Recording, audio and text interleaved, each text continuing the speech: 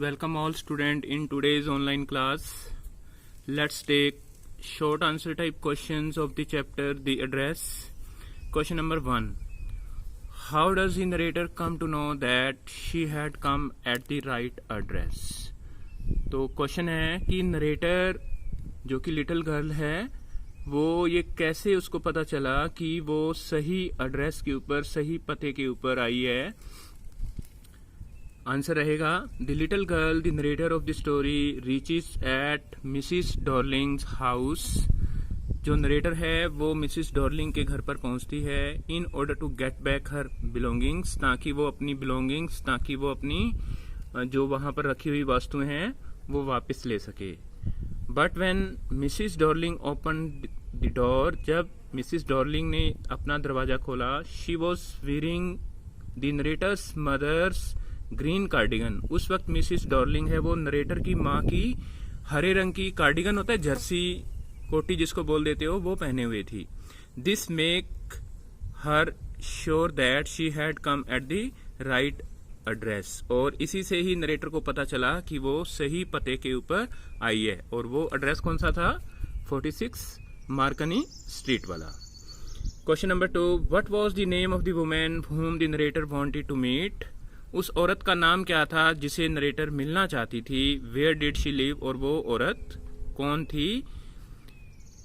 Answer रहेगा the name of the women whom the narrator wanted to meet was Mrs Darling.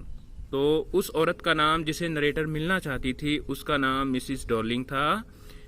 She lived eight 46 Marconi street, और वो 46 Marconi street पर रहती थी. Third question रहेगा Why did the little girl want to forget the address of 46 Marconi Street?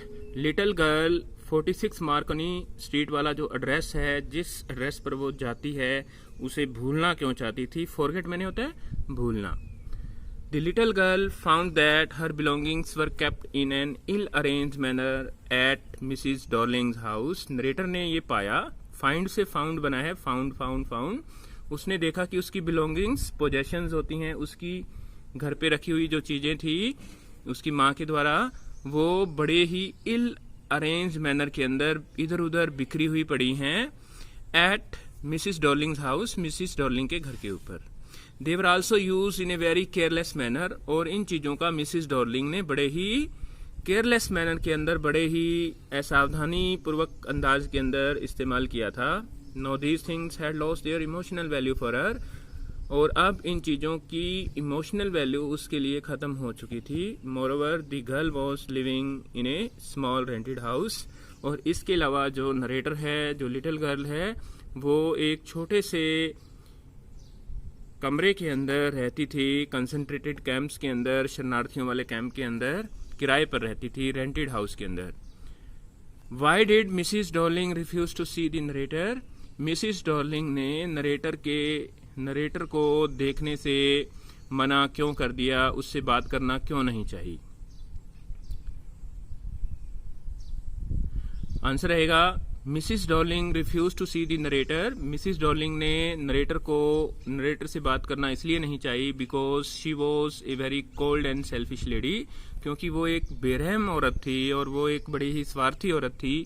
She thought that girl would want to get back her possessions. और उसको लग रहा था कि जो लड़की है वो अपनी पोजेशंस, अपनी चीजें हैं, वो उससे मांग सकती है. तो student, these are 4 short answer type questions. Next 4 short answer type questions we will do in the next video. Till then, bye bye.